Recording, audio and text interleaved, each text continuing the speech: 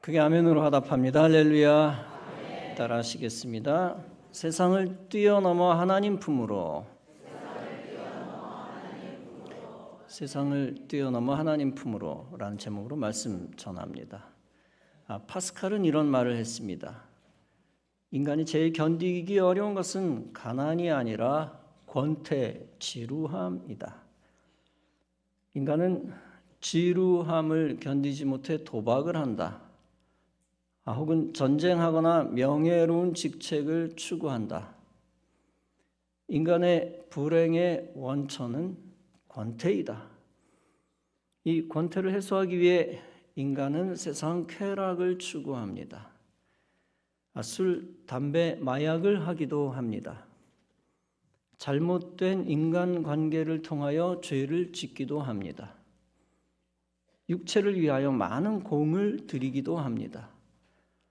세상 오락을 추구하기도 하고 세상 학문과 지식을 추구하기도 합니다. 미신을 신봉하기도 하고 사이비 종교에 빠지기도 합니다. 혹은 세상 일에 푹 빠져 권태를 이겨보려 합니다. 그런데 이 모든 것은 인간의 권태를 해소시키지 못합니다. 그 이유가 무엇일까요? 인간은 피조물이기 때문입니다. 즉 창조주 하나님이 만드신 창조물이기 때문입니다. 하나님은 이 피조물이 있어야 하는 위치를 정해 주셨습니다. 당연히 피조물은 영적 질서 차원에서 하나님 아래, 창조주 아래 있습니다. 그런데 피조물이 창조주 위로 올라가려 하면 저주를 받습니다. 사탄의 종노릇하게 되고 멸망하게 됩니다. 피조물은 창조주 안에 있습니다. 그런데 피조물이 창조주 밖으로 나가려 하면 불행해집니다. 창조주 하나님의 보호를 받지 못합니다.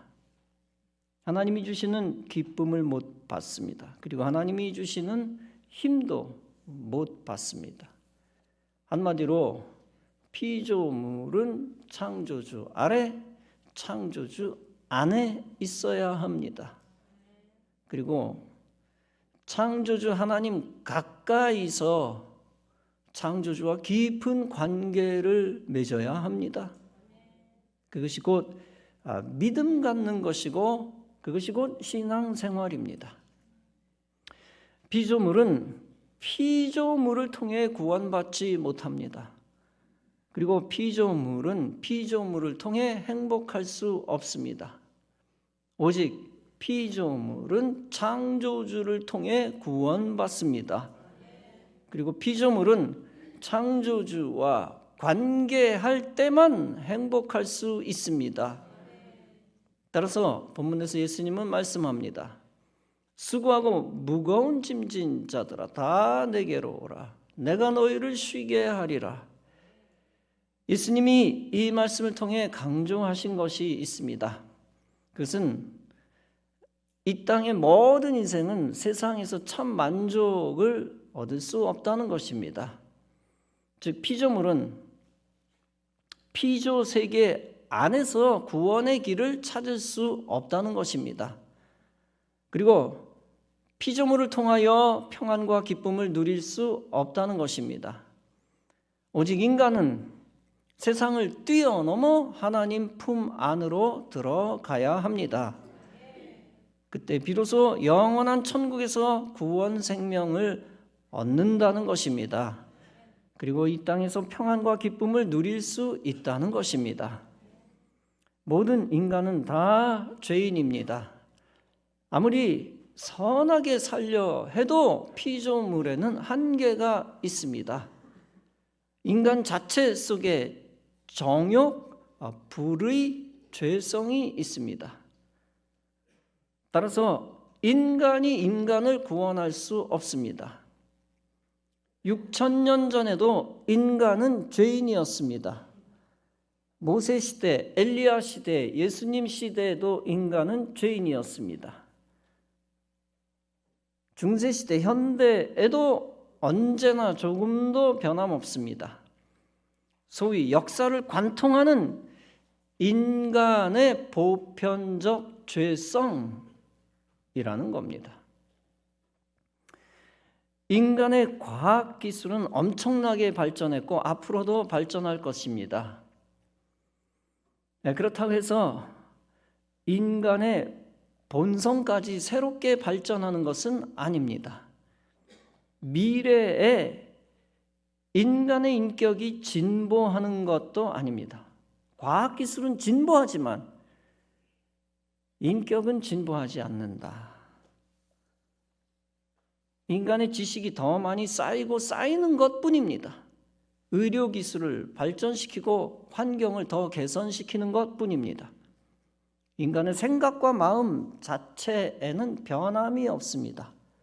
따라서 인간 차원에서 보면, 인간을 보면 해 아래 새 것이 없습니다. 특히 철학적 사상도 마찬가지입니다. 해 아래 새 것이 없습니다. 이미 고대 그리스인들이, 헬라인들이 인간이 생각할 수 있는 모든 것을 다 생각해 놓았습니다. 수천 년 전에 이미 끝났어요.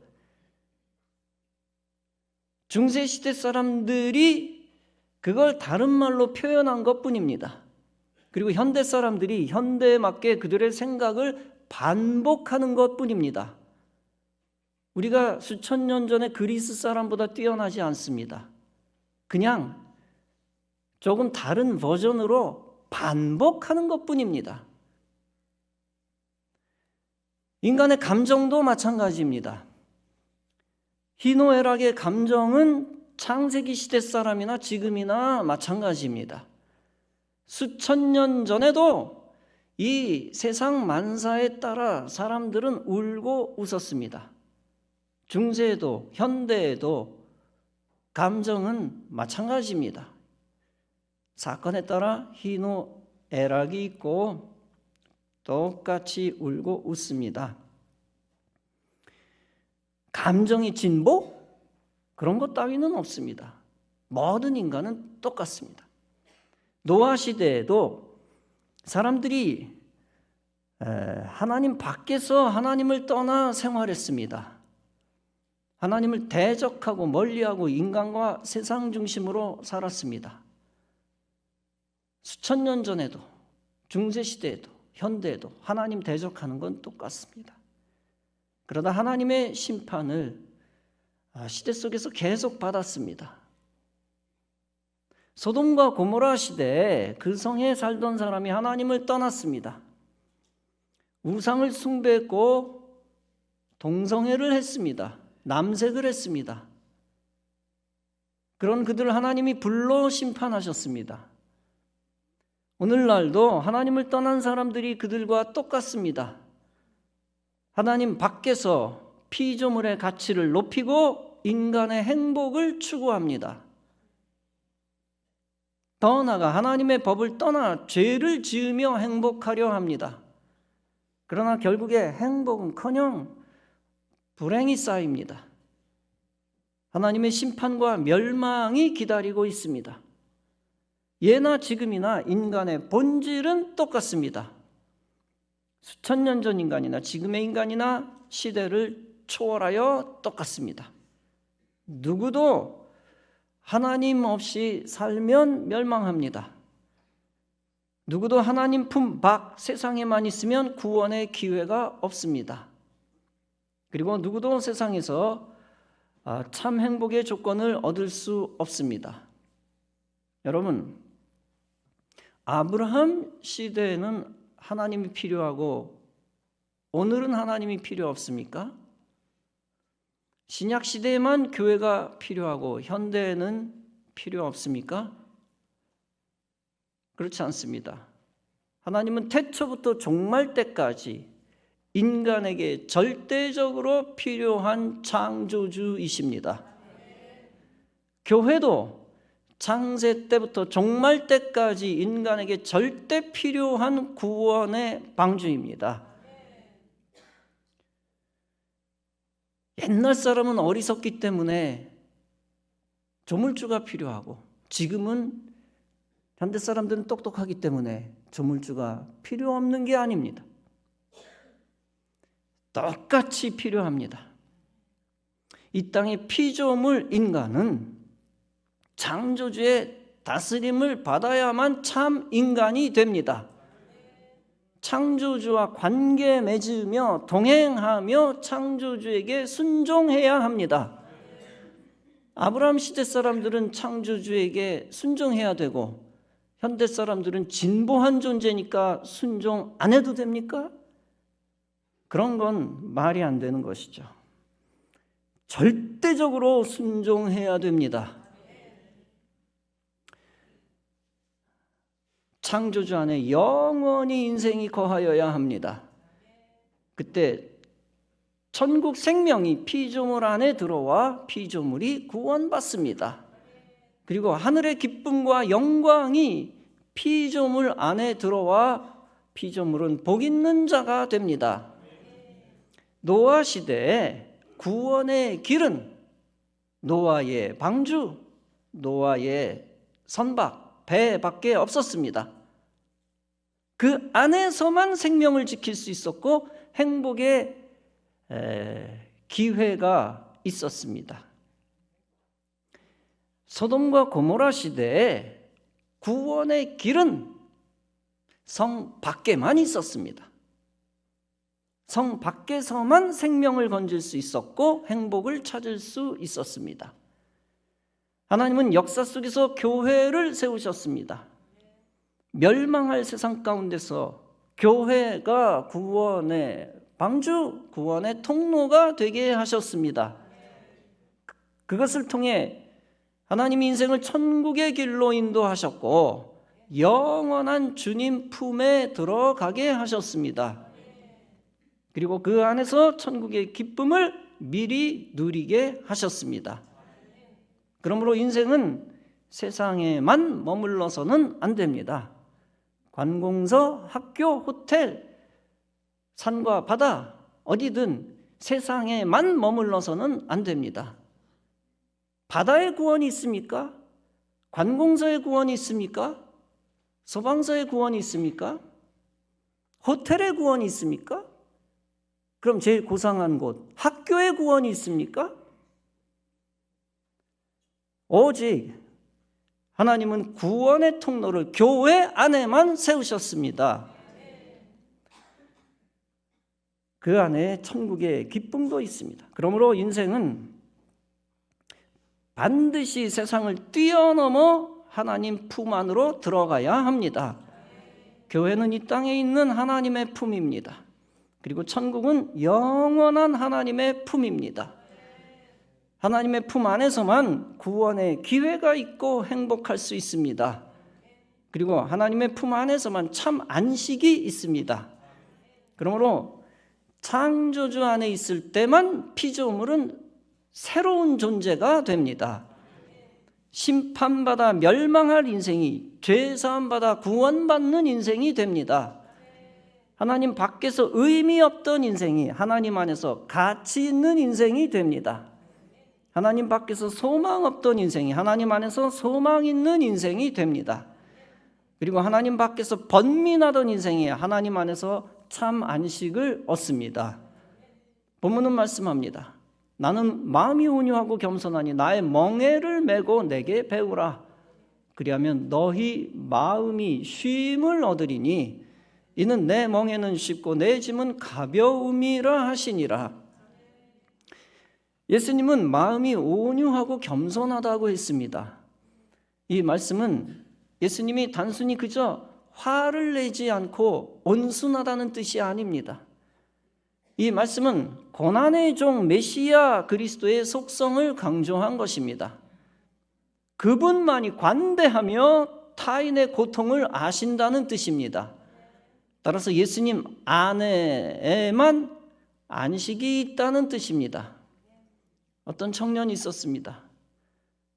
그는 그의 생을 통해서 꼭 소유하고 싶은 것들을 종이에 써보았습니다. 건강, 지식, 명예, 사랑, 권력, 돈을 기록했습니다. 그에게는 그가 평소에 존경하는 경험 많으신 어른이 있었습니다. 그는 자기가 쓴 걸 들고 찾아가 어른에게 보여드렸습니다. 이 어른은 청년이 적어온 목록을 한참 바라보더니 말합니다. 여보게, 자네가 여기 적어온 것들은 훌륭한 소원이야. 그리고 일리 있는 목록이라고 생각하네.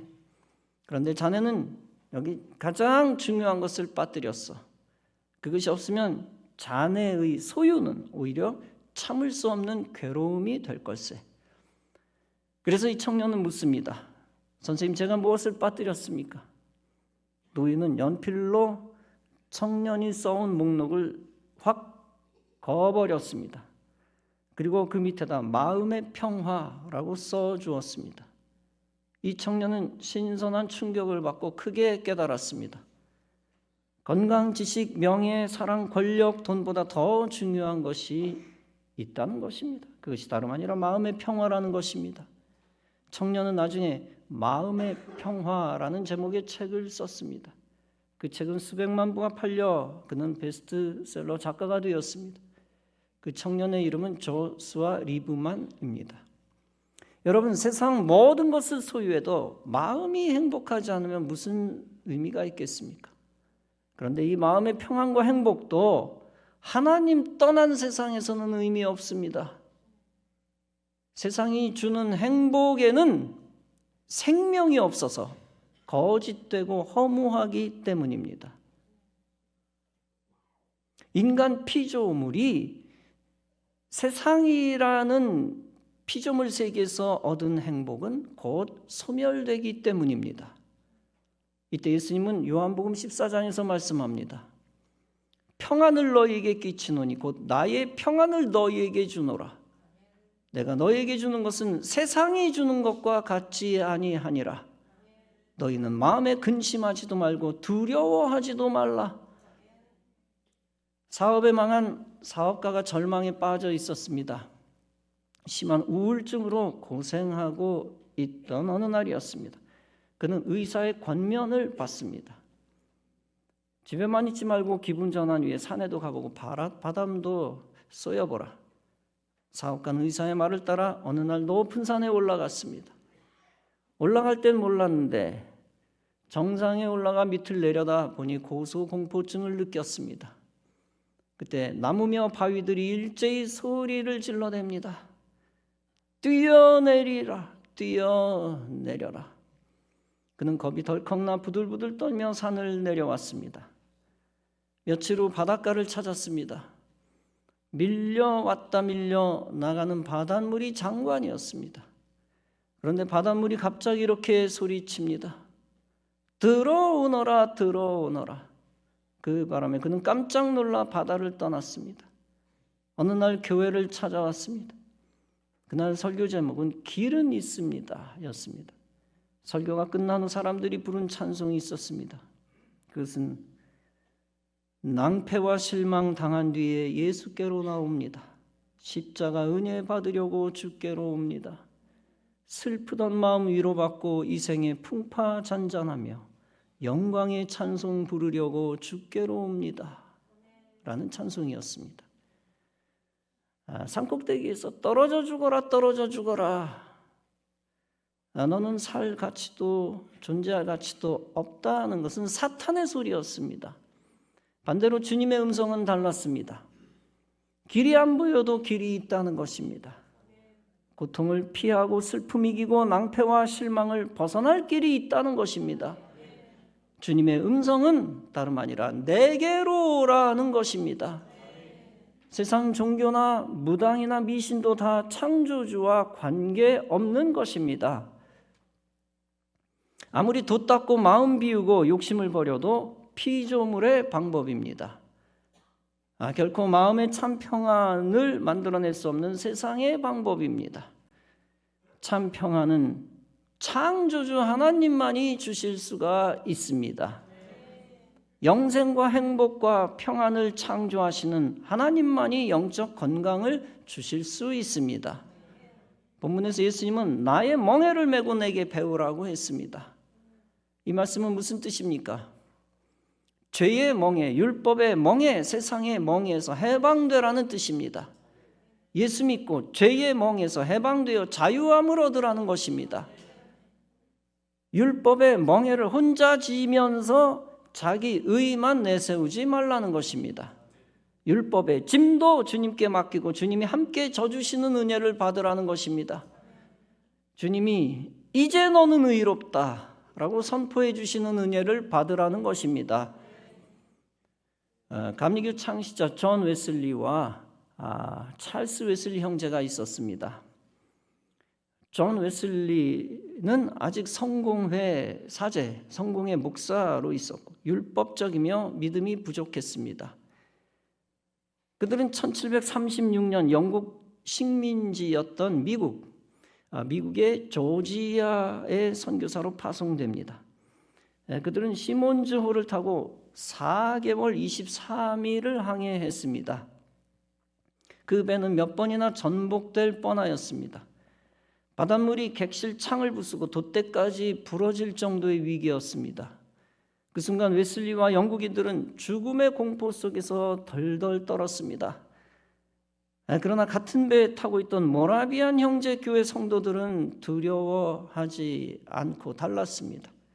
그들은 죽음의 위기에서도 시편을 찬송하고 기도하였습니다. 이들을 지켜본 웨슬리는 묻습니다. 죽음이 두렵지 않습니까? 그들은 이렇게 대답했습니다. 우리는 폭풍도 감사하며 조금도 두렵지 않습니다. 그 모습을 본 웨슬리는 사제였지만 큰 믿음의 도전을 받았습니다. 여러분, 모라비아인들이 왜 폭풍 속에서 평안을 누릴 수 있었습니까?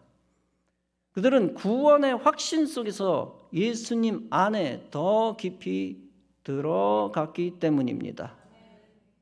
제자라 할지라도 예수님 안에 온전히 들어오지 않으면 두려워합니다. 마가복음 4장에서 예수님이 제자들과 갈릴리 호수를 배 타고 건너갑니다. 그때 큰 광풍이 불어 파도가 커서 배에 물이 가득하게 되었습니다. 제자들은 배가 가라앉을 것 같은, 물속에 빠져 죽을 것 같은 공포 가운데 있었습니다. 그러나 예수님은 배에서 주무시고 계셨습니다. 제자들은 두려워하며 예수님을 깨웁니다. 그때 예수님은 제자들을 질책하시면서 말씀하십니다. 어찌하여 이렇게 무서워하느냐? 너희가 어찌 믿음이 없느냐? 그러면서 바람을 꾸짖어 잔잔하게 하십니다. 여러분, 제자들이 왜 두려워했습니까? 그들은 예수님이 배를 책임지신다는 것을 믿지 않았기 때문입니다. 몰랐기 때문입니다. 그들은 근심 걱정의 짐을 그들 스스로 지고 있었습니다. 자기들만 지고 있었습니다. 예수님과 온전히 하나 되지 못하여 예수님께 두려움의 짐을 맡기지 못했습니다. 만약 그들이 주님께 두려움의 짐을 맡겼다면 어떻게 되었을까요? 돛대가 부러져도 그들은 폭풍 가운데서도 평안을 누렸을 것입니다.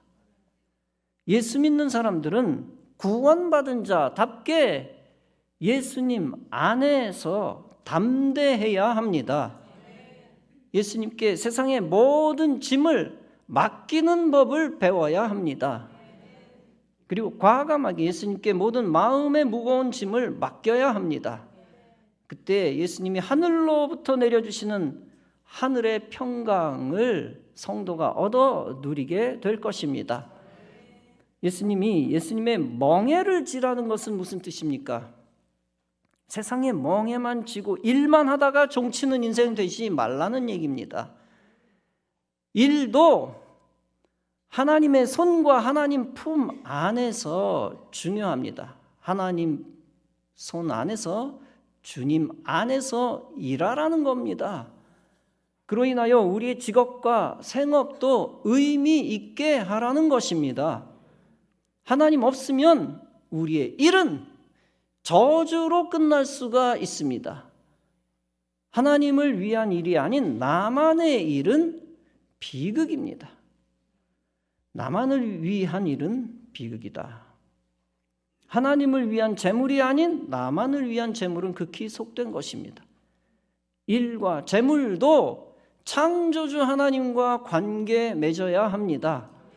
교회와 선교와 전도와 하나님 나라를 위한 것이 되어야 합니다. 그리고 교회 안팎에서 하나님의 영광을 위한 것이 되어야 합니다. 따라서 고린도전서 10장은 말씀합니다. 모든 것이 가나 모든 것이 유익한 것이 아니요 모든 것이 가나 모든 것이 덕을 세우는 것이 아니라 너희가 먹든지 마시든지 무엇을 하든지 다 하나님의 영광을 위해 하라. 자신의 유익을 구하지 아니하고 많은 사람의 유익을 구하여 그들로 구원을 받게 하라. 그 일을 하려면 성도가 무엇을 해야 합니까? 예수님이 주시는 새로운 멍에를 매야 합니다. 사명을 위한 멍에입니다. 하나님의 영광과 천국과 영생과 부활 생명과 하나님 나라를 위한 멍에입니다.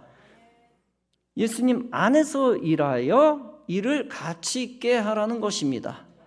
예수님과 함께 일하여 일의 저주에서 해방되라는 것입니다. 일하지 말라는 뜻이 아닙니다. 데살로니가후서 3장에서 바울은 말씀한 바 있습니다. 누구든지 일하기 싫어하거든 먹지도 말게 하라 하였더니 우리가 들은즉 너희 가운데 규모 없이 행하여 도무지 일하지 아니하고 일만 만드는 자들이 있다 하니 이런 자들에게 우리가 명하고 주 예수 그리스도 안에서 권하기를 종용이 일하여 자기 양식을 먹으라 하노라. 일을 안 하는 그리스도인은 참된 그리스도인이 아닙니다. 그러나 일을 하되 일이 저주가 되게 해서는 안 됩니다. 내가 하는 일도 주님께 맡겨 주님의 일이 되게 하라는 것입니다. 그렇지 않으면 일이 세상의 멍에로 남아 인생을 괴롭게 한다는 것입니다. 베드로는 고기를 낚으려 했지만 고통 가운데 허탕쳤습니다. 아무리 열심히 일을 해도 소득이 하나도 없었습니다. 그때 예수님이 깊은 데 가서 고기를 낚으라고 명령했습니다. 그 명령에 순종했더니 배가 가라앉을 정도로 고기가 가득했습니다. 그가 순종했다는 것은 그와 그의 일이 예수님 안에 들어갔다는 것입니다. 그때 예수님의 기적의 시간이 새롭게 흐르기 시작했습니다. 세상의 일상 시간에서 하나님의 개입함으로 카이로스의 시간이 되었습니다. 놀라운 물질 축복의 은혜를 받게 되었습니다. 그러나 우리가 기억해야 할 것이 있습니다. 예수님이 물질을 부어주신 이유입니다. 그것은 베드로가 위대한 업의 총수되라고 고기를 갖다 몰아주신 것이 아닙니다. 인류 역사상 가장 위대한 예수님의 제자 삼으시기 위함이었습니다. 결국 베드로는 그물을 버려두고 예수를 따라 제자가 됩니다. 세상 멍에 벗고 예수님이 주시는 멍에를 진 것입니다. 이것은 성도가 세상 일 버리고 종교적 일만 하라는 뜻이 아닙니다. 주님이 주시는 멍에를 매라는 것은 세상 종노릇하지 말라는 뜻입니다. 영적으로 세상을 뛰어넘어 하나님 품 안으로 들어가라는 것입니다. 즉 이 땅에서 성도의 일이, 크리스찬들의 일이 하나님 일 되게 하라는 것입니다. 그리고 마지막에는 하나님께 영광 돌리라는 것입니다. 직업 때려치라는 얘기가 아니라 세속 속에서의 모든 일들이 하나님의 일 되게 하라는 것입니다. 사랑하는 성도 여러분, 하나님은 분명히 우리의 인생에 개입하셔서 복을 주시는 분입니다. 그러나 이 땅의 복은 우리의 마지막 목표가 아닙니다. 만선, 베드로가 가진 엄청난 고기, 그것이 인생의 목적이 아닙니다. 이 복은 하나님의 영광을 위한 위대한 도약의 수단이며 발판입니다. 그 발판을 통해 성도는 반드시 하나님께 영광을 돌려야 합니다. 그리고 하나님의 품 안에 더 깊이 들어가야 합니다. 여러분 모두 세상을 뛰어넘어 하나님 품에 다 들어가시기 바랍니다. 하나님 안에서 참 평강과 복을 누리며 구원 생명을 얻으시기 바랍니다. 그리고 그 안에서 하나님께 무한 영광 올려드리며 하늘의 능력과 평강과 하늘의 기쁨을 붙들고 일생 살아가는 성도 여러분 다 되어지시기를 주님의 이름으로 축원합니다. 기도하시겠습니다.